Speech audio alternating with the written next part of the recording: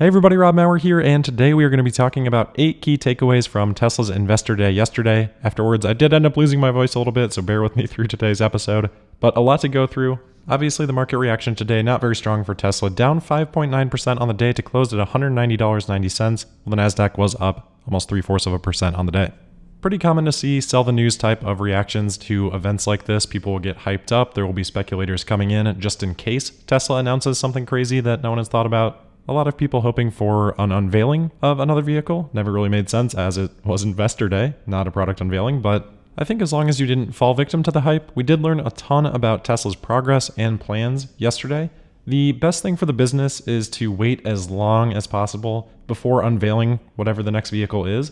Just like they did with the Model Y, the unveiling to actual shipping of that vehicle was a very short period of time. That was very intentional, as obviously the Model Y could take away from sales of the Model 3, just like a next generation vehicle could take away sales from the Model 3 and the Model Y today. So investors really shouldn't want Tesla to be talking too much about this stuff until it's really ready to go, and maybe that's part of the excitement. Oh, maybe Tesla is finally ready to go with this. And I think yesterday made it clear that it is still a little bit of a ways out. But during that interim period, Tesla still wants investors to know things are achievable, that plans are progressing, and I think that was a big part of the goal yesterday. So overall, I was pretty happy and excited about what we learned. I think there are a lot of things in here that people are just kind of glossing over, and it's going to take time to digest what Tesla talked about. So to begin that process here, this isn't meant to be all-inclusive, but I have divided things up into 8 key points that I find important about the presentation. All right, kicking things off, Master Plan Part 3. This is really the overarching vision for the presentation, Tesla's view on how the world can transition to a sustainable energy economy. Of course, pretty much everything that Tesla does every day is in support of this. This is the mission of the company and serves as a guide for the things that Tesla is working on. What I liked most about this is they made it very clear that transitioning to a sustainable energy economy actually involves making a lot more things more efficient. We've already seen this with electric vehicles, where much less energy is being used because of the efficiency of electric motors and batteries. This applies in other areas of the economy, with Tesla calling out heat pumps as one of those major categories. In total, Tesla estimates that with some efficiency improvements, a sustainable energy, renewable energy economy would consume about half of the energy for the same economic output as our mostly fossil fuel-based economy does today. That's a pretty profound concept that I don't think many people are even aware of, let alone have fully absorbed. That makes the target of achieving a fully sustainable energy economy seem much more attainable. Tesla believes this is very much in reach and walked through some of their estimates on what it would take to make this possible. Oftentimes, improvements in efficiency, like what Tesla is talking about here, carry economic improvements alongside them, and based on the analysis that Tesla has done, the $10 trillion that they estimate would need to be invested to achieve the sustainable energy economy is only 60% of what the investments in fossil fuels would be if the rate of investment in fossil fuels was the same for the next 20 years as it is today. This is also quite profound and suggests massive business opportunities for those making investments in the new energy economy. As the years have gone by, we have seen Tesla continually expand their product offerings into more and more of these categories, and I think they implied that will continue with the discussion on Master Plan Part 3. All right, second key takeaway, the next generation platform plans are in place. We have heard Tesla mention before their target of reducing their cost of goods sold in their next generation by 50%. Sure, that sounds great, but yesterday Tesla told us exactly how they plan to achieve this and why those plans will allow for that. Some people reacting like Tesla didn't tell us anything new yesterday. If you didn't hear anything new, you just weren't listening. It's as simple as that. So many different categories of vehicle manufacturing that Tesla has completely rethought from the ground up, doing so in not just a fully vertically integrated way, but in a fully horizontally integrated way, bringing in the design team, engineering, manufacturing, automation, all from the very first sketch of this vehicle, all with the same laser focus on finding ways to cut the vehicle's cost in half. This has led to Tesla completely redesigning how the vehicle assembly process will work, which they believe will basically give them a 30% improvement in efficiency in that area. General assembly is a huge part of the factory, a big portion of the production time for a vehicle, so this is a big deal. In terms of the powertrain, we already know a lot on the battery side from Battery Day and Tesla's plans with the 4680. Quick but very important note on that, Tesla did talk and show how the dry battery electrode process is now in production, and those materials are going into 4680s today that are being used in cars that are going to consumers. This was one small part of the presentation, but this is a huge thing that Tesla has been working on for years. A long way to go, improve the yield, improve the production output, but this is a fantastic milestone for Tesla in their battery development. On the drive unit, so the electric motors themselves, Tesla has found ways to continue somehow to drive improvements here. They announced that for their next generation permanent magnet motor, they have eliminated all rare earth materials. That's going to reduce cost and, probably just as important, alleviate something that could become a potential supply constraint. Tesla has also eliminated 75% of the silicon carbide. They have reduced the factory footprint of the drive unit factory by 50%, and they believe that the cost of their drive unit will be around $1,000. They said that that's probably the lowest of any automaker.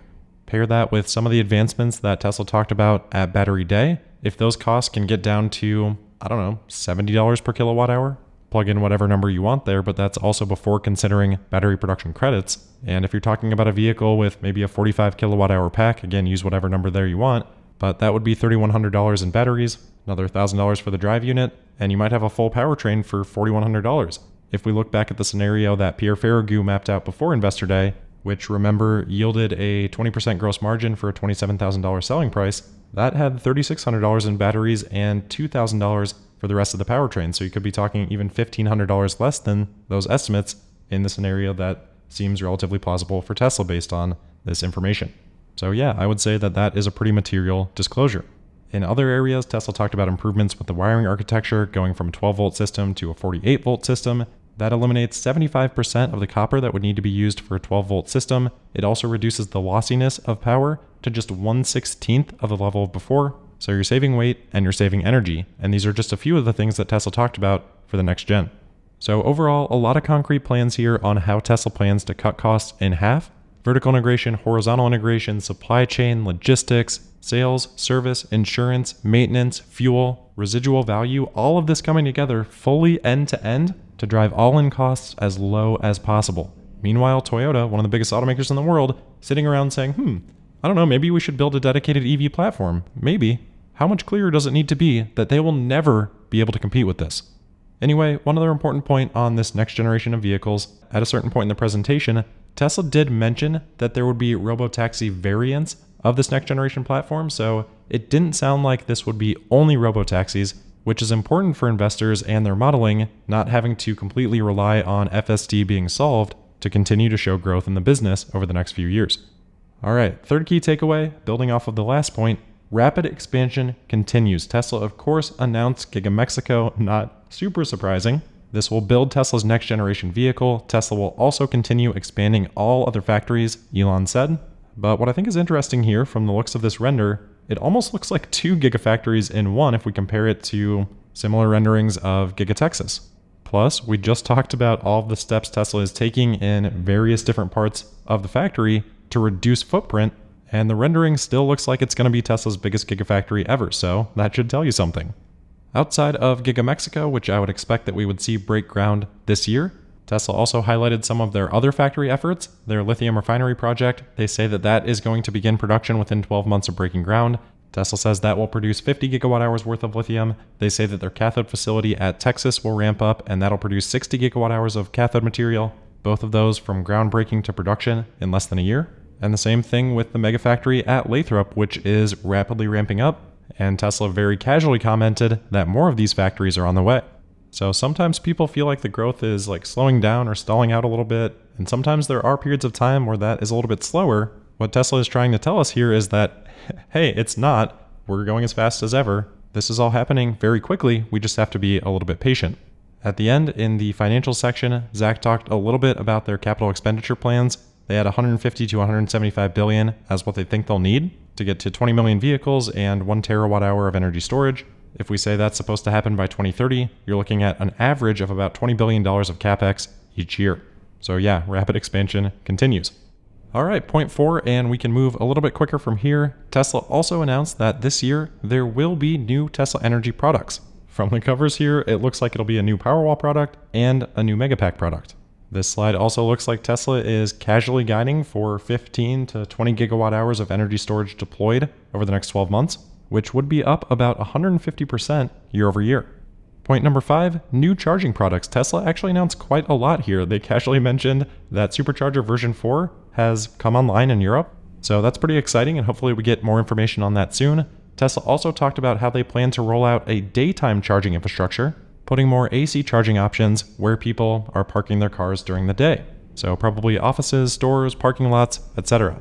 A lot of people have wanted Tesla to do vehicle to grid. Drew mentioned that some of the changes that they have made to their power electronics, sort of by happenstance, will bring bidirectional charging capability to all of Tesla's vehicles over the next 2 years.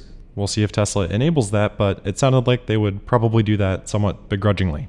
Tesla also announced that they will be implementing a home charging plan as a part of Tesla Electric, $30 a month for overnight unlimited charging. It's a small customer base right now, but should grow over time. Wrapping up with charging, at the end of that segment, they threw in a slide talking about not forgetting to do cool stuff, and the image that they share here has a pad underneath the vehicle, seeming to be a teaser for possibly wireless charging. Rebecca Tanucci, who presented this segment, does have a background working on wireless charging.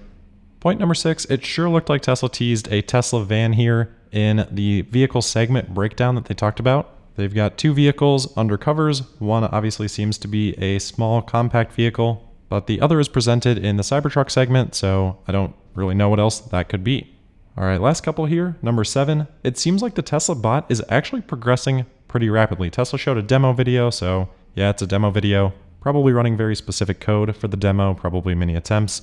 But these seem to be walking pretty well, no tethers. Certainly progress there from what we had seen back in October, less than 6 months ago. And they also really highlighted here the dexterity demonstrated from TeslaBot's hands. So I was pretty happy to see that, and this is going to be a very long-term project, but I wouldn't be surprised if the TeslaBot in some capacity is doing something useful for Tesla within the next couple of years. Plenty of autonomous robots doing stuff in Tesla's factories already. For some reason, when you put it in this form factor, though, people get very skeptical. It'll probably be a very long time before it can be a nanny or something like that, but doing some work on cars with people there to supervise it, I think that can happen pretty soon. Tesla did also mention, relevant to the bot and FSD, that they think that they'll be able to scale their training capabilities for their neural networks by 10 times, or roughly in that order of magnitude, by the end of the year, and then perhaps another order of magnitude by the end of next year. So those could be a couple of pretty massive step changes. Finally, last but not least, hopefully many of you saw the video yesterday, but the Cybertruck is awesome. The pre-production beta was there on display. I thought it looked great in person. This is why I've been telling people don't overreact to single low-resolution photos or videos. It just really is not a good representation of what the vehicle actually looks like, the presence that it carries in person. I've been saying this since 2019 at the unveiling, not just saying it to sound cool or something. It looks a lot better in person. And multiple people that I spoke to at the event seeing it for the first time had that exact same reaction. So plenty of new details here. We see the front bumper camera. We see the new sort of squared off wheel, massive center screen. This is a bigger screen than is on the S and the X. And of course we get to see the new wiper here, which actually I didn't mind at all. So I'm pretty happy with how the Cybertruck is looking right now and excited to see it produced later this year. All right, so wrapping things up, I think a lot to be excited about here for long-term investors of Tesla. Maybe not exactly what everyone hoped. Maybe it went a little bit long. I think even Tesla would admit that, but that is completely fine with me. I would rather have more information than less, and we certainly have a lot more information today. So that'll wrap it up for today. As always, thank you for listening. Make sure you're subscribed and signed up for notifications. You can find me on Twitter at Tesla Podcast, and we'll see you tomorrow for the Friday, March 3rd episode of Tesla Daily. Thank you.